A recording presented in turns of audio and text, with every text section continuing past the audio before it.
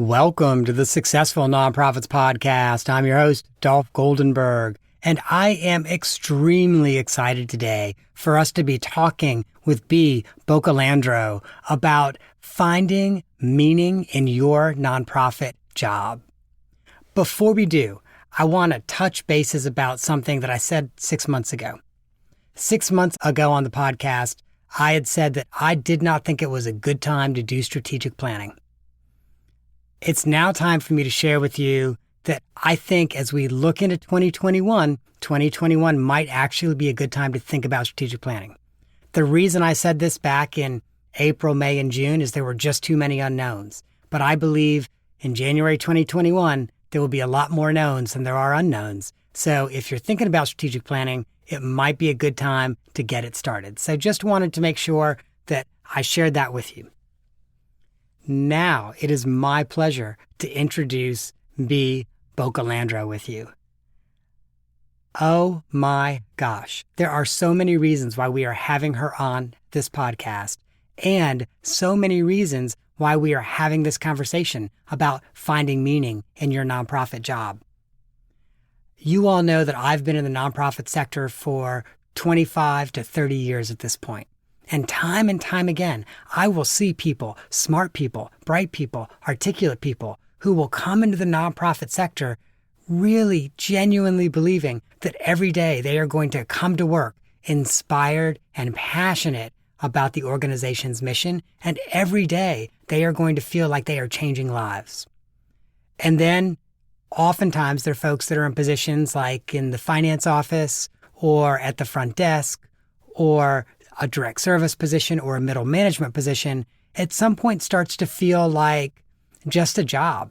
And sometimes people start to feel like, I could be a middle manager in corporate America and maybe it might even be better. Or I could work at a front desk of a for-profit dental clinic and it might feel better than being at the front desk of my nonprofit clinic.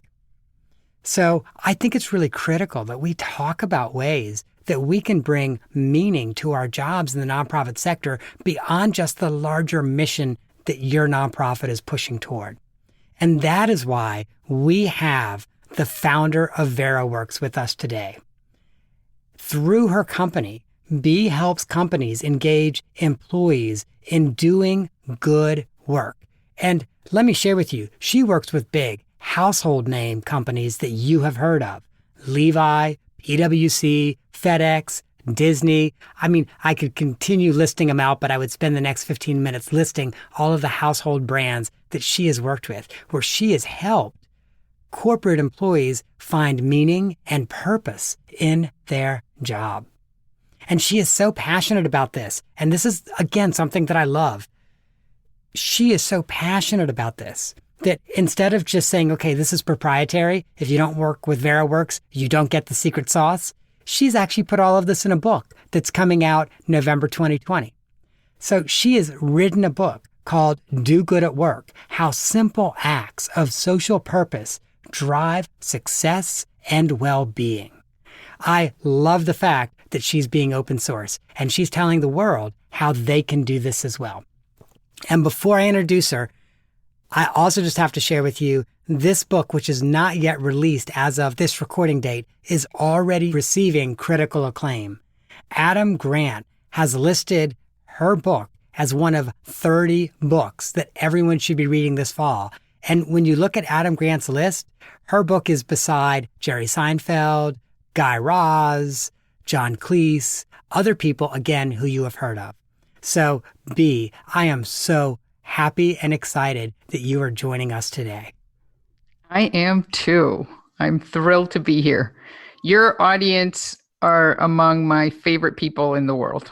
One thing that you didn't mention in the intro, and I'm not even sure that you know this, but I teach nonprofit leaders at Georgetown University. And at one point, I moved away from the Washington, D.C. area to California. And my boss said, hey, we should talk. And I was really nervous because I thought, oh my God, she's going to tell me now that you're moving, we should probably find a replacement. And she was really nervous that I was going to say I was not going to teach any longer because it required me to get on a plane. But the truth is, I told her, you would not be able to get rid of me for this job, because walking into that classroom with 30 nonprofit leaders is the highlight of my year. So I am really thrilled to be here. That's awesome. And thank you so much for sharing that. I certainly saw this about everything that I read about you as I was researching you. You are a for-profit person with the heart of a nonprofit. And I can tell that. It's just completely clear. I'm glad you mentioned that you were willing to get on a plane to go back and teach, because in your book, I was fortunate you shared an advance copy with me. Thank you. And in your book, you tell a great story about someone in the TSA checkpoint who has the superpower to change people's day. Can you tell us about that? This was just a regular day. I'm at the Dallas airport in the TSA line, and I'm sure I'm on my phone, and I could hear someone. I'm not going to sing because you do not want to hear my singing, and it would not do justice to this, but I can hear this male syncopated version a cappella of Happy Birthday. And I look up, and it's the TSA agent, and he's singing it to a woman, to like a middle-aged woman. When I get up there, I ask him about it, and he tells me he's a singer at a band. And a few years earlier, he just decided to have some fun and said, I'm looking at the IDs. I know whether it's their birthday or not. If it's their birthday, I'll just give them a little, serenade. And, it's just a couple of measures. And one of the early people that he did this to was a gentleman who had mobility problems. And he looked up, this was in the evening now, and he told this TSA agent, you're the only person today who has recognized my birthday. And the agent said, after that experience, I have never foregone the opportunity to bring a little brightness into someone's birthday. And he says, every day people thank me. Every week, at least one person says I'm the only one. Now, sometimes it's in the morning, so maybe they'll get a birthday greeting from others during the day. And what's amazing is he's telling me this story, and I keep asking him questions because, I'm just so intrigued by this. But then there's a woman, also a TSA agent, and she says, it's amazing how much happiness he brings to people. And even those who don't say he's the only birthday greeting, you can tell that they're happier as soon as he does this. And the reason I put that story in the book is that a lot of us feel like, we're handed our jobs. Here's the job description and here's what you do with it. And it has a prescribed amount of meaning or lack of meaning, but that's your job. And really you're doing it because it's an obligation as an adult to go into work and do a job and then, get your salary and, pay for whatever you need to pay for. But what this TSA agent was doing was like, I'm not buying that. If I don't feel that my job is like improving the world enough, I'm going to mess with it. I'm going to improve my job, and I'm going to push the boundaries of it. And I'm going to bring happiness to others. What he is doing is igniting his everyday job with social purpose. And social purpose means that you're helping either others. It doesn't have to be an official cause. It could just be helping other individuals more than your job would minimally require, or that you are helping a cause, that you're helping with hunger, or you're helping with COVID-19, or you're helping with social injustice. And so that's why that story is in the book, because it's an example of someone doing what I call job purposing, which is igniting meaning and purpose in their own job, not waiting for their employer to do it, but doing it themselves. And part of what I'm so struck by about that story is his job satisfaction must have gone way up. Yeah. There's a reason why when I walk into that Georgetown classroom with the 30 nonprofit leaders, I am so happy. And it is because it is well established that anybody who feels that their job has social purpose, A, is happier with their job. So their satisfaction is higher. My own research shows about 20% higher satisfaction, but there are lots of others, academics, that have similar findings as well. They're more engaged in the job. So that means that they're more likely to just have the day go by really quickly and they're just enraptured by what they're doing. They're more likely to stay at the job. They're more likely to perform better. So there are researchers out there that looked at individuals who knew that their job was helping with social purpose issue. In this case, it was education. And people who had an identical job but didn't know that it was serving any purpose, any social purpose.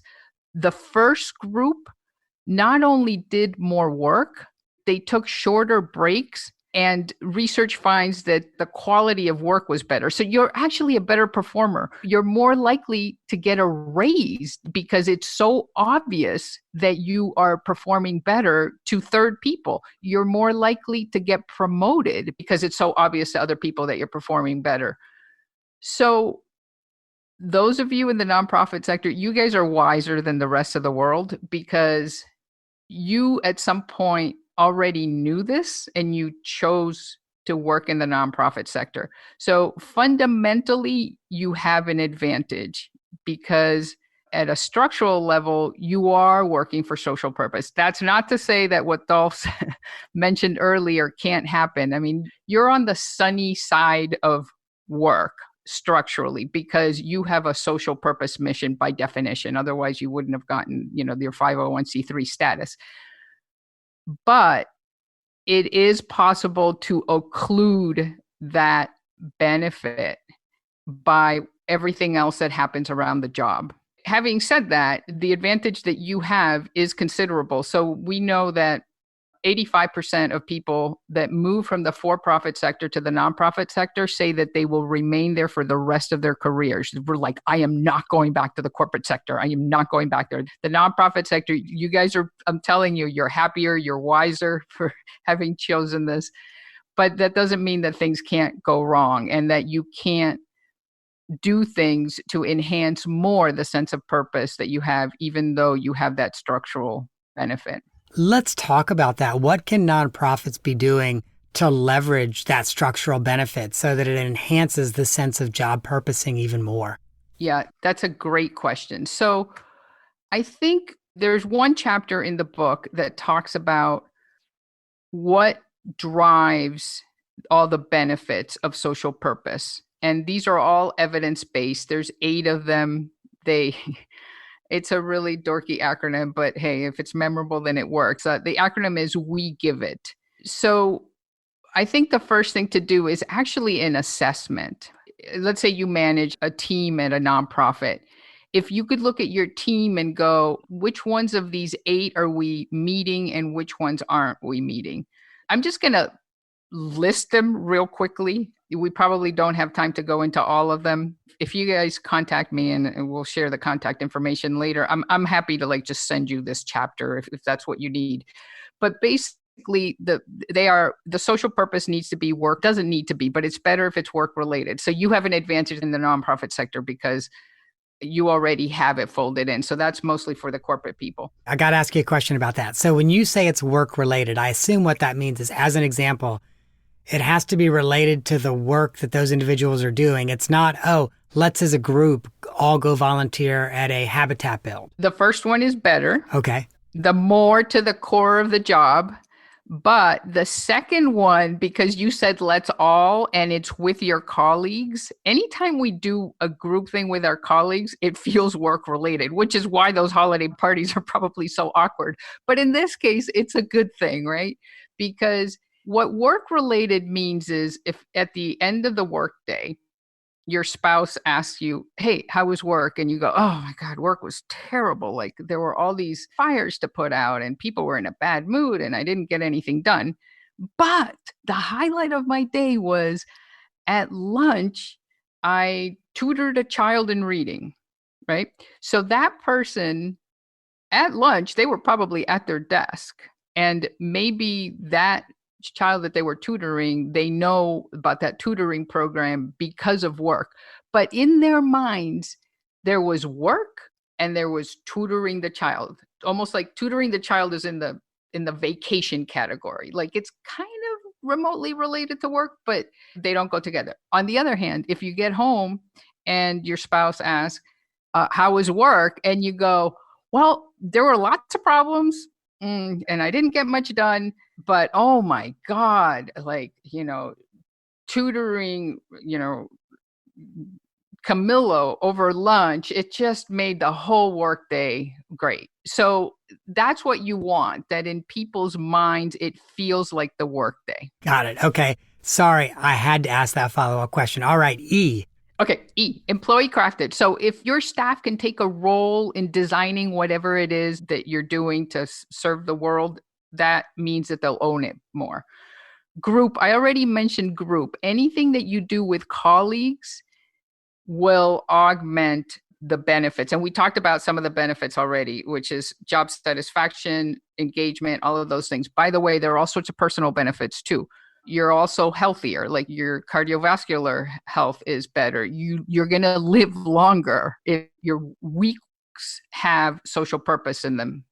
So group is the next one. Impact evident. Okay, this one is big for nonprofits. Impact evident means that you feel confident that what you are doing is actually helping that family or is actually increasing the chances that the ocean will be clean for our grandchildren.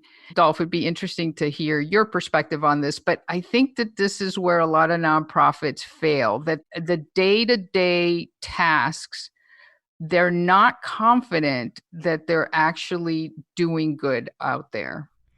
That's an interesting perspective, and I think you're probably right. The impact is not evident. And I think that does impact if you're in the finance office or the front desk. You don't have this real sense of, yes, we're changing lives every day, or yes, we're making the oceans cleaner. Great. And then the next one is visceral. This is kind of, we're so quirky as humans. So cognitively, we might know, okay, you know what? Because I'm in the finance department and I was able to, save this much money, then this is this much more money that goes to our homeless clients. Okay. So you might feel good about that cognitively, but that is all on paper. So the next driver is that you have to viscerally feel the impact. And that means that you met one of the families and you saw the 4-year-old girl like run around the apartment and go like, oh my God, we get to live here. We get to live here. That it has to have some heart in it. So it's not just enough to know that on paper, like on a pie chart, that you made a difference, but that you feel it in your heart. So that's visceral. Okay, evolving. Dolph, when you talked about, you get to the nonprofit sector and you have this job, you're all excited about it, you're changing the world, and then it turns into a job. Really often what's missing there is change. So one of the quirks that we have as humans is that something that delights us on day 1, on day 10, or year 10, doesn't delight us any longer. So this is all about, making sure people grow into different jobs, bigger jobs, take on other responsibilities. It just needs to evolve. So if you as a supervisor are like, wow, I have a team of 3. When they all came in, they were happy. 2 years later, they're antsy. They're looking for other jobs. I did something wrong. You probably didn't do anything wrong. They just need to evolve. We need to evolve as humans. So what I think I hear you saying, and this is my sudden realization, what's happened is they've outgrown your department because your department's not grown. Oh, I love that. That's literally what I just heard. Yeah. Wow, I said that? I'm impressed with myself. That is really what you said. Someone's been here 2 years and they're ready to leave. That's because they've outgrown our department. And we've not grown our department to continue to engage them. Yes. Wow. I love that. We should co-write the next book, Dolph. There you go. Yeah, that's beautiful. The 7th one is introspective. There's lots of evidence from linguistics and from education that if we don't verbally express something, so this can be in writing, it can be speaking, about an experience, we actually don't learn a whole lot about the experience, and it doesn't affect us. It almost like bounces off of us. So the introspective one is try to make sure that you, if you're doing this for yourself or your staff, reflect. Reflection is like one of the most powerful tools we have. And it's so simple. It's free, except for a little bit of time.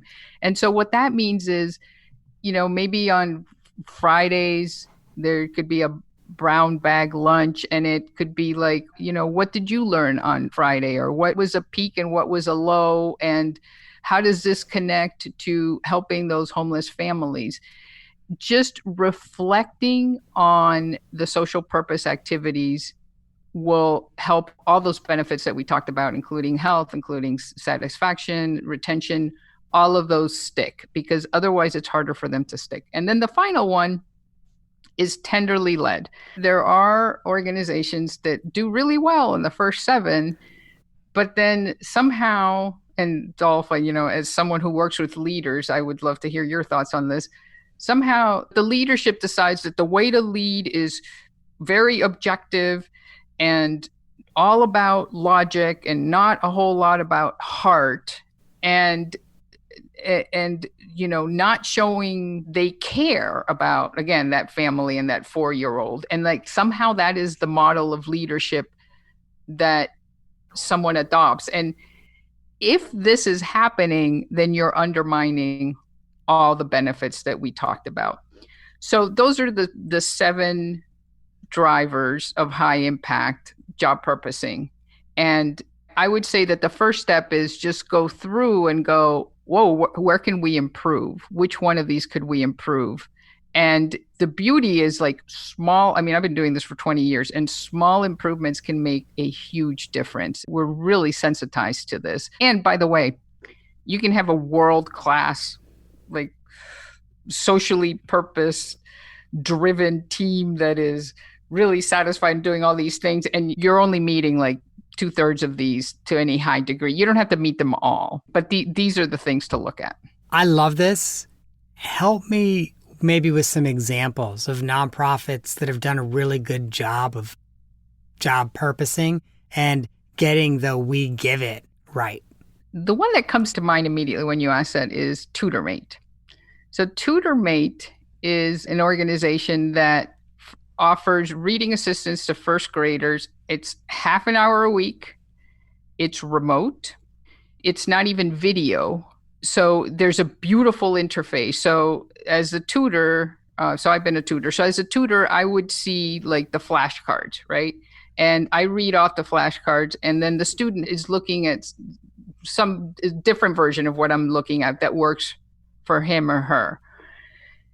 It's obviously during the school year. It has lots of structural disadvantages. And this is why I chose this example, actually, because when you think about it, it's not terribly work related. I didn't have a big role in crafting it. So the employee crafted is not necessarily there. It's not group, it's one-on-one.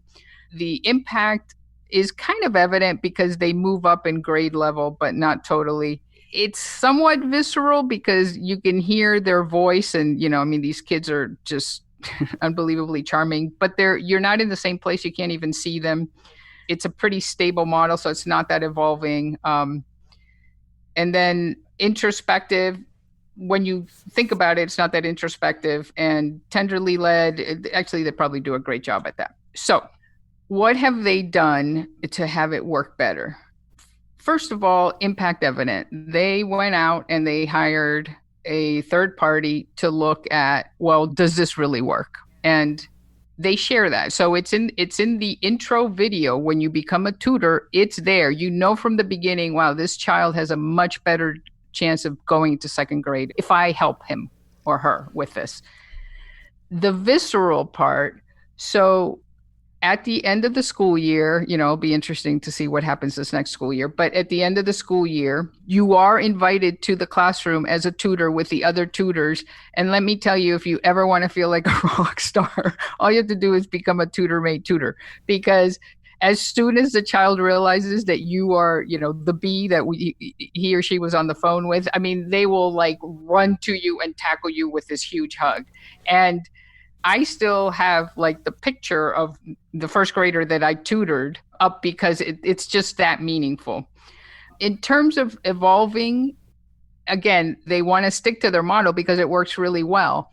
But they have an online event for all the tutors from everywhere, and they make things novel, and they're just always working to make things novel. And then in terms of introspective, I think it's the same thing. They, through communications and how did this go and what did you think, they're always making us think about it and give them feedback. I consider this program a smashing success. Like, I just think the tutors are these, happy, high retention, high performing workers. The program works, it's sustainable and all of that. But you can see that it wasn't total rocket science, right? You just kind of go down the list and it's like, let's do a few things here and let's, we have this disadvantage, let's try to make up for it. So that's an example. Now that you have shared that, I have an example of job purposing from my own career that I never realized that's what was happening. 20 plus years ago, when I was the director of development at the St. Vincent de Paul Society, one of the rules was that all of us as employees needed to volunteer on average 1 hour a week somewhere else in the agency. And so twice a month, I taught in the evening in our life skills program, and I taught household budgeting and finance because I'm pretty good at household budgeting and finance. And it was this really powerful experience because I had the opportunity, as the development director, I normally did not get to meet clients unless I was taking a donor around or something like that. I really didn't get to meet clients. So I had the opportunity to work one-on-one or there were group classes, so 1 on 2 or 3 people at a time, and help them with their budget and help them figure out how they can make what they have coming in work. And then also that meant that I knew they could get financial assistance through the St. Vincent de Paul Society because this class was a requirement for them. And it was great because I brought something that I'm really passionate about, and it's a skill that I don't really, at the time, did not really use at work. But it's something I was really passionate about. And it also, frankly, enhanced my ability to do my job. Because now when I talk to donors, I could talk about, oh yeah, I volunteer in our life skills program, and here's what I do. And let me tell you about this client, Francine. For listeners, I put that in air quotes because I would never actually use a client's real name unless I had the client's permission. So let me tell you about this client, Francine, and oh my gosh, here's what we did for her, and it was life-changing, and I'm so excited about this. But it's interesting, I never realized that was job purposing. That was 100% job purposing. Yes, I love that example. One tidbit about that is that you did use your skills, and that's one way to make it feel work-related too. So that works as well. And your point that you were doing this and you didn't know you were doing it. So, I've called this job purposing. Anytime you take your job and you're like, nah, I'm gonna do some good from my job, or more good than I normally do. That is job purposing. But, all I did was label it because many, many happy, fulfilled, skyrocketing career people naturally do this, but they don't really know that they're doing it. If I were to go to you and go, hey, Dolph, do you know that you're probably 20% more satisfied and half as likely to leave your job, and that actually you're going to sleep better tonight because that's what you chose to do with your volunteer hours? You'd be like, I don't think so. I mean, it's a good thing to do, but it's not that impactful. But it is. It is. And a lot of people naturally do this. So the beauty of this is that, like, all I've had to do is like gather those stories. People are asking, how did you have over 100 examples in the book? I'm like, well, yeah, because there's all these people doing amazing things all around us. So I'll just share with you, you can put it in the second edition when you write that in 5 years. Excellent. But I also just have to say, in the interest of full disclosure, we did have a couple staff members who really resented it. We had a couple staff members who felt like it was forced volunteerism, and they just, frankly, their minds, their hearts, their bodies just kind of closed off to it. So like, as an example, they might go and stock shelves in the food pantry and grumble the entire time. I'm a highly trained fill in the blank. I don't want to out anybody as having been disgruntled by it. I'm a highly trained professional and I'm just stocking shelves. So it was interesting, and it's not the majority of people, but we did have some people who really felt like it was forced and were upset about it. Yes. So I think our awareness of what acts of social purpose do for us, and really that it's a human need. So there's a cardiologist in New York. His name is Rosansky, and he basically says that social purpose is the greatest driver of human wellness. He's a doctor, and he's saying this. So I think our awareness of this, of our need for social purpose, and our ability to even take it in, it can fall anywhere on a spectrum. And unfortunately, our educational system, our system for rewarding employees, Hollywood, like all of society is kind of telling us something different. I mean, I knew, for example, that writing this book, I know that there are going to be people that are going to be like, oh, this is a bunch of hogwash, like how could doing a little bit of good be that impactful? Well, the evidence is overwhelming, but we're catching up as a society to that. So if someone has that mindset, if they have already made up their mind that all this is just my employer trying to control me to make me do things some more, then they're not going to see the bright side of it. And, I'm glad you brought this up, because I do think, especially for those of you who are supervising nonprofit staff, that you should realize that it's kind of like exercise 50 years ago, right? So I think now we're all convinced that exercise, it's good for us. It's like, it's hard to come up with a reason for not exercising. But 50 years ago, the evidence was already overwhelming that exercise was fantastic for us. But most of us sat on our butts, not exercising, unaware, like resisting it. And so I would say that social purpose is the new exercise. I will also say in the nonprofit sector, it feels to me like doing something along those lines where we do ask everyone to be job purposing in some way is also a good litmus test for who should and shouldn't be on our team. Yes, I agree. If I'm a supervisor, I would definitely do that because, I'm lazy and I like working with great people. But I don't want to overinterpret that, because I don't want us to give up on the people that need a little more nudging. So there's actually very good evidence out there that if we just hire people by how socially purpose oriented they are, academics call it pro-social behavior or pro-social inclination. If like that's the one filter we use, we will end up with like much higher performing, happier teams. But again, I'm not thrilled with overusing that because I don't want to leave people behind. I just feel like don't give up on those people that need a little, need another few months to catch on. So B, that's fair, but now I'm going to ask you the hard question. In the recruitment process, how do we screen for that? Serious question. For pro-social behavior, how do we screen for that in the recruitment process? Well, I'll give you like the kind of the social human answer and then the academic one. So the more social friendly one is just look at their history and ask them about it.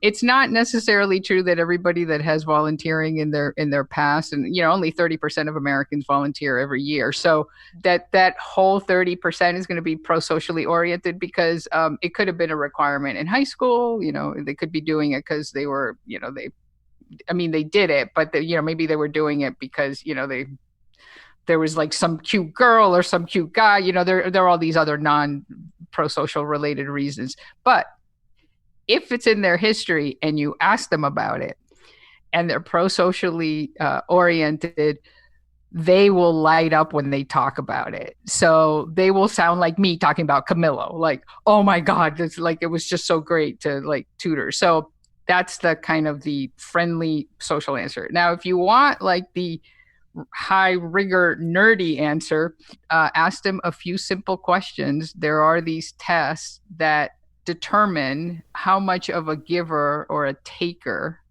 or a matcher we are. So giver is like the person we've been talking about, right? Like pro-socially oriented. Taker is look at the world like, what can I get out of it? Matcher is like, I'm just going to give exactly to this person as much as I got back.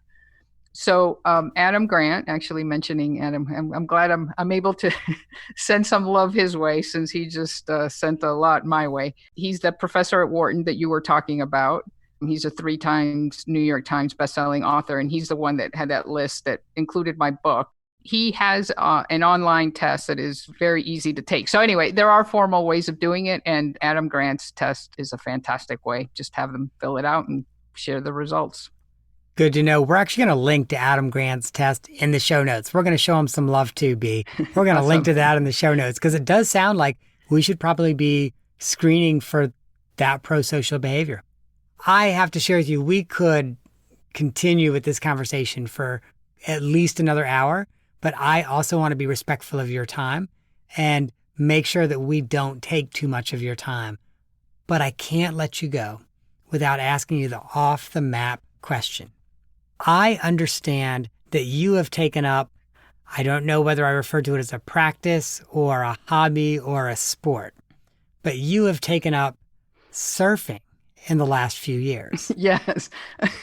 So I was hoping that I sounded like so rational and having good judgment up until this point. And now like that's all thrown out the window, because what? She started surfing in her 50s? Is she completely nuts? So, yes. And I can't tell you how energizing it is. I do think that we should all be, trying something that is difficult and uncomfortable, but fun. At any point. I think it keeps us humble, and it helps me understand like people that are like new to this, to like what I'm trying to teach. And I love how you said, I don't know if it's a hobby, if it's a sport. Well, I can tell you that if you saw what I did yesterday out there, you would say, okay, this is not a sport. She's not quite at the sport level. but I do manage to stand up and get some rides in, but it's definitely an evolving thing, and it keeps me humble, and I think it also helps me stay sane. So when you're out here, Dolph, I'll take you surfing. I was going to say mad respect, and I would love to learn how to surf, but I should probably learn how to swim before I learn how to surf. Assuming that I'll be at some point in water over my head, I should learn how to swim first. That sounds like a good idea. Yeah, send me a text when you've learned how to swim, and then we'll plan the surf lesson. You better believe it. Bea, I am so thankful that you joined us today, and I want to make sure that our listeners know all of the ways they can connect with you. So listeners, if you are interested in Bea's book, and let me tell you, you really should be, because this can help transform the teams at your nonprofits. Go to the URL dogoodatwork.com. It's all mashed together, dogoodatwork.com. And if you want to be on Bea's mailing list, just text Do Good at Work, again, all mashed together, to 47177. That's Do Good at Work to 47177.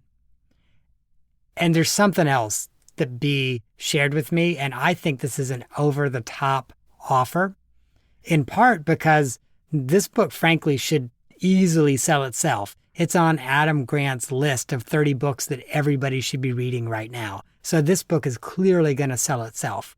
But if you pre-order, it is scheduled to launch on November 24th. So if you pre-order your copy of the book, you will be able to select from a number of different gifts. Now, we're recording this about 6 to 8 weeks in advance, so the gifts are not fully finalized. But Bea has shared with me what a few of them are. You could get a mug. You could get, and this is frankly probably my favorite one, you could get to be a part of a discussion group with Bea, who is the author. And you could also choose to have Bea pick up litter and debris on the beach for 5 minutes. And if that's the one you choose, she will take a picture of it and she will send you a text. So that's how she is job purposing her own book launch. And I love that. So there are lots of ways you can connect. Make sure that you do go to dogoodatwork.com and pre-order this book. Bea, thank you so much for joining us. Oh, it was my pleasure, Dolph. I really look forward to hearing from your listeners. And yeah, what a enriching conversation. I really love this. Thank you.